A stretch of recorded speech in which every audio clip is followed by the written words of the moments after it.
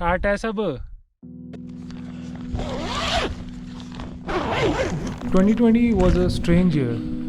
Things weren't as bad, yet there was a sense of unknowingness in the air. And when the first wave settled on the horizon, an impatient me packed the bags, read the map, devised a route, and left. Where? How? When? These and so many more questions loomed on my mind, and I have no guilt acknowledging that I didn't have all the answers. And that's what I set out to do. Find some answers, maybe?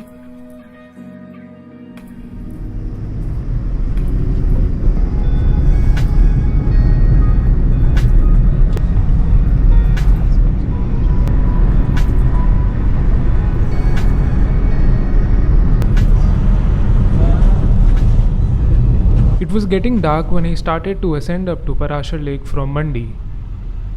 The roads were narrow and the air was becoming colder with every passing kilometer.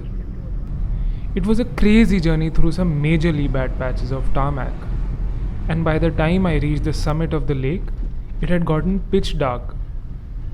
All that was left to do then was to gather as much warmth as I could in the sub-zero temperature, before I finally decided to snuggle inside my tent for the night.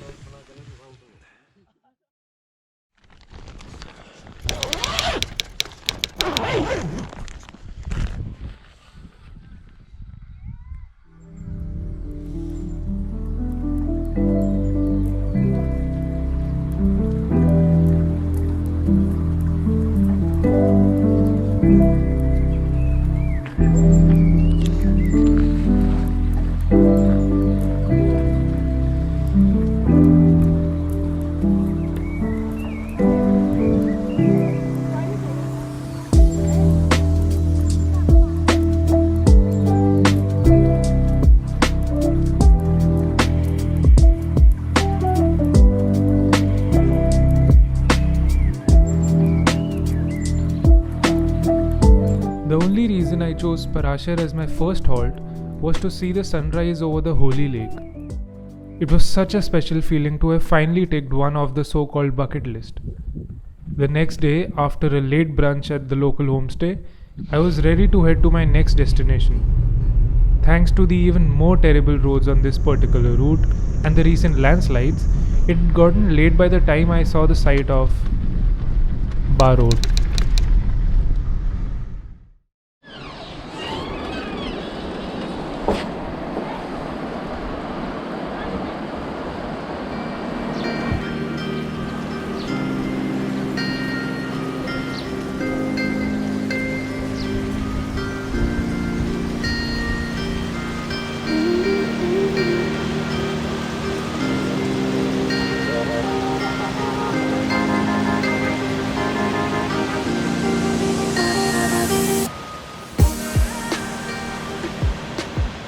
A calm dawn by the Ool river, some love from the local inhabitants.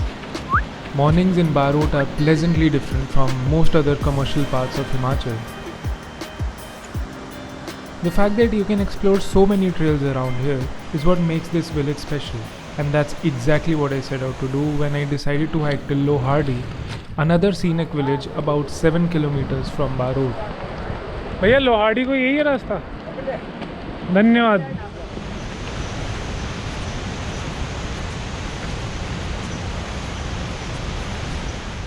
Now I may not have reached the village, but that's due to this bridge that drew my attention from afar.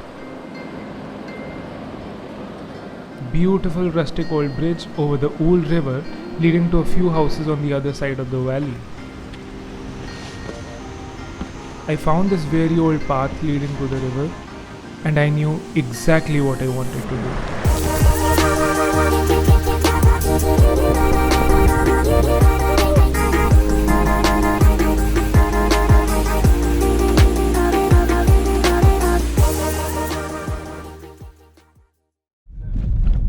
I didn't quite realize how fast a couple of days went by in Barot, and before I knew it, I was in the warmth of the car, navigating my way out of the crazy roads and the crazy cold of Barot. And as soon as I crossed the Mandi district, I was surrounded by hues of varied colors. And surely enough, I knew I was in Kangra.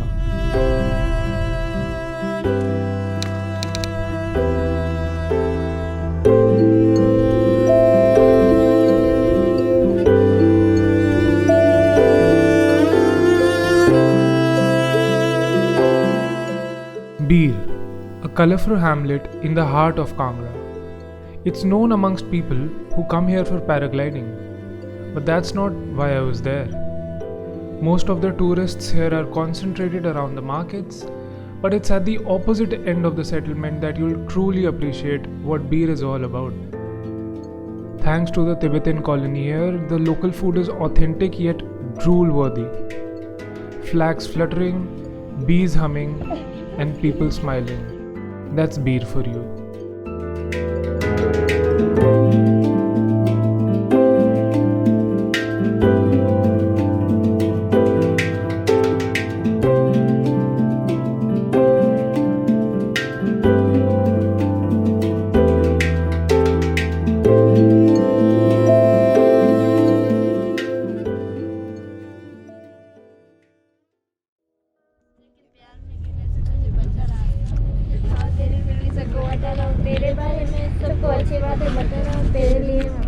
Having spent a couple of days here, I headed up to Billing, the highest spot around.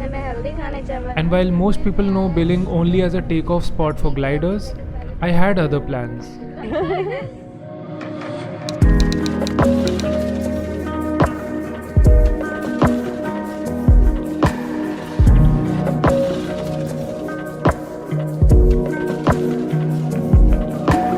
I pitched my tent with the luxury of no tourists around, and this is what I woke up to.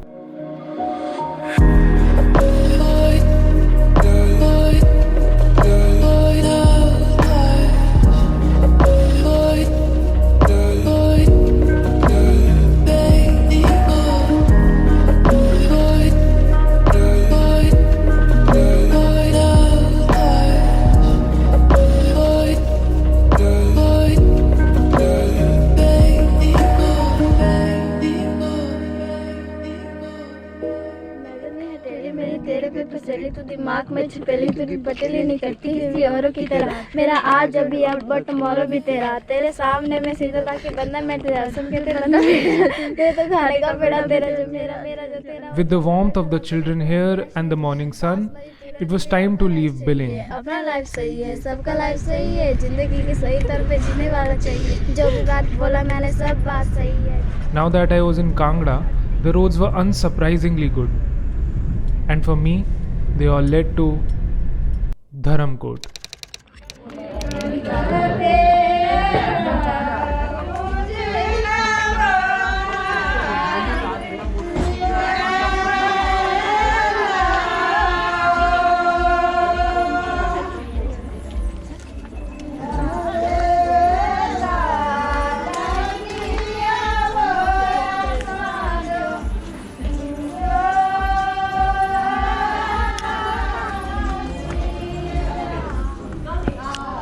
Dharamkot is a small village located on a crest just beyond McLeodganj.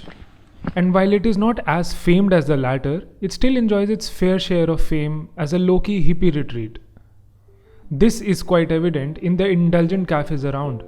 Things like laundry services, fancy jewelry shops, and the presence of hostels.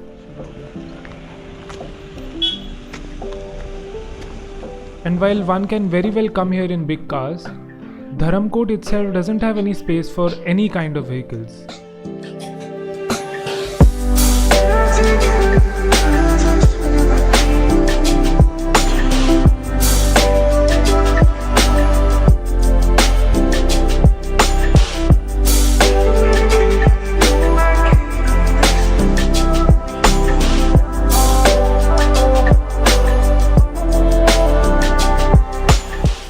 The village serves as the starting point for the trek to Triund, so it's common to see backpackers around here.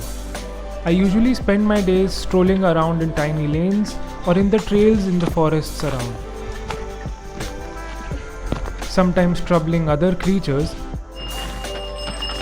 sometimes standing clear of them, sometimes watching the hues of the dusk. all the while just basking in the simplicity of this place.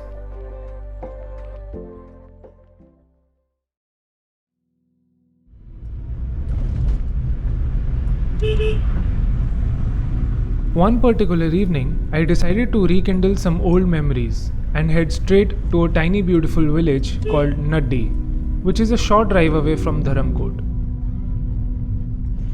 I first visited Naddi back in the winters of 2014 when it didn't even have a proper road for itself. And here I was.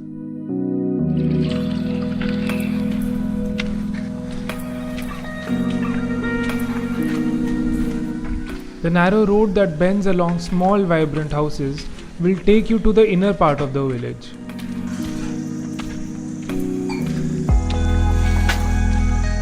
You'll hear the daily sounds of household through the timid brick walls.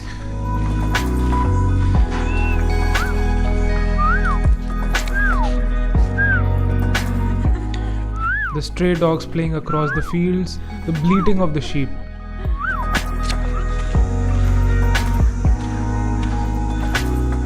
But above all, you will see the hues of this village. Its simplicity, the kindness of its people, and the beauty of its sunsets, all calling for you to stay.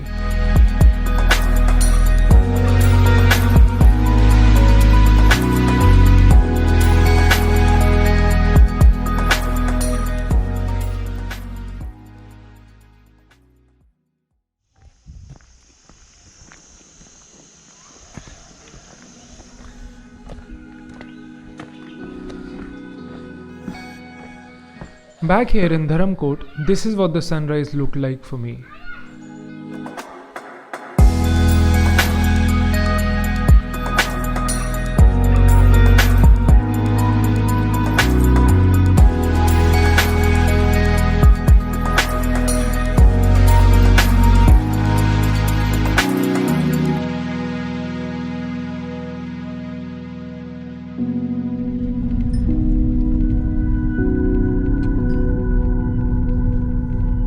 It was time for me to head back, and as I drove down the bends of the mountains, I couldn't help but ponder upon this incredible journey of mine. A couple of weeks through the diversity of 5 different destinations, right from camping by the holy Parashar, the unbearably cold but fairly untouched Barot,